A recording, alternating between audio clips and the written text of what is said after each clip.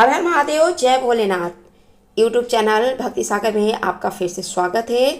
और आज इस वीडियो में मैं बात करूंगी आषाढ़ पूर्णिमा व्रत के बारे में। जानेंगे गुरु पूर्णिमा 2024 कब है। 20 या 21 जुलाई को सत्यनारायण व्रत किस दिन करना है, गुरु पूजा का शुभ मुहूर्त क्या है, स्नान दान पूजा विधि और इसके नियम को, सावन माह के आने से पहले किस काम को करने से माता लक्ष्मी होंगी प्रसन्न, और साथ ही यानी कि चंद्रमा को आधार्य किस दिन देना है और चंद्रोदय समय क्या है। तो दोस्तों चलिए बिना देरी के वीडियो को शुरू करते हैं।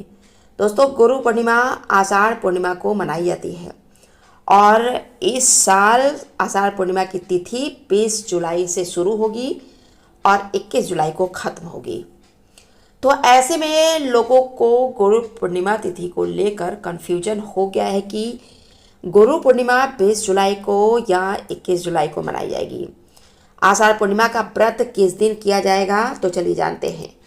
पूर्णिमा तिथि 20 जुलाई की शाम को 5:59 से शुरू हो रही है और 21 जुलाई रविवार को 3:46 पे पूर्णिमा की तिथि समाप्त होगी। तो जिस तिथि में सूर्योदय होता है उस तिथि में जो है वही तिथि जो है मान्य होती है। और आषाढ़ पूर्णिमा की तिथि में सूर्योदय 21 जुलाई रविवार को सुबह 5:37 पे होगा। तो गुरु पूर्णिमा का पर्व 21 जुलाई रविवार को मनाया जाएगा।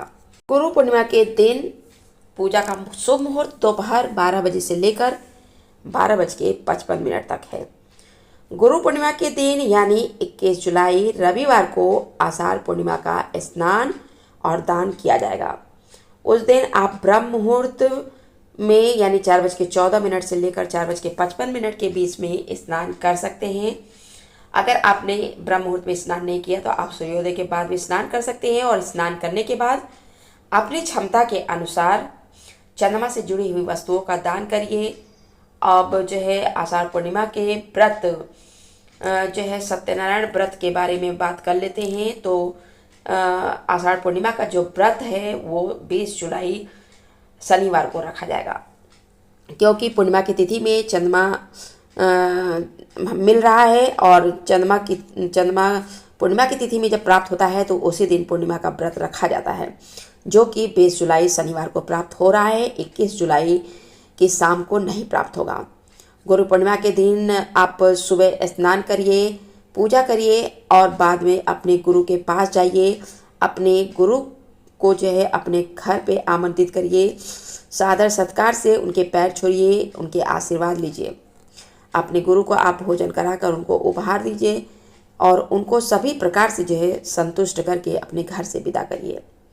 इस दिन आप किसी गरीब और ज़रूरतमंद व्यक्ति को या किसी गरीब ब्राह्मण को आप पीले वस्त्र, हल्दी, पीतल के बर्तन, गुड़, घी और पीले चने की दाल का दान करिए। इस दिन आप देवगुरु बृहस्पति जी की भी पूजा कर सकते हैं। इससे जीवन में सुख और सौभाग्य की प्राप्ति होती है। जान लेते हैं इस दिन स्नान मुहूर्त सुबह 4:14 से लेकर 4:55 तक का कर सकते हैं। ये ब्रह्म मुहूर्त है। और पूजा का जो शुभ मुहूर्त है सुबह 7:19 से लेकर दोपहर 12:27 तक कर सकते। इस दिन लक्ष्मी पूजा का मुहूर्त प्रातः 12:07 से लेकर 12:48 तक, चंद्रोदय रात को 7:38 तक होगा। गुरु पूर्णिमा का वेद व्यास जी से खास संबंध है, इसलिए हिंदू धर्म में उन्हें प्रथम गुरु का दर्जा दिया गया है। इसी कारण से गुरु पूर्णिमा पर वेद व्यास जी की पूजा करने का खास महत्व है। मान्यता है कि इससे जीवन में खुशहाली आती है।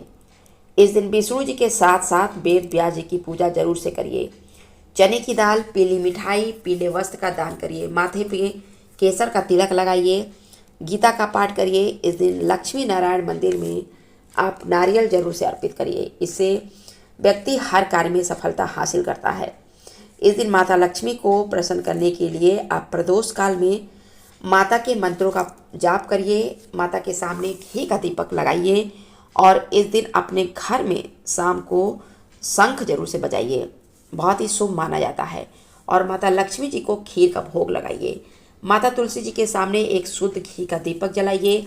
माता तुलसी को चुनरी ओढ़ाइए, इससे माता लक्ष्मी प्रसन्न होती हैं और आपके घर परिवार पे हमेशा मैया का आशीर्वाद बना रहता है और उस घर में जो है हमेशा माता लक्ष्मी स्थायी वास देती हैं।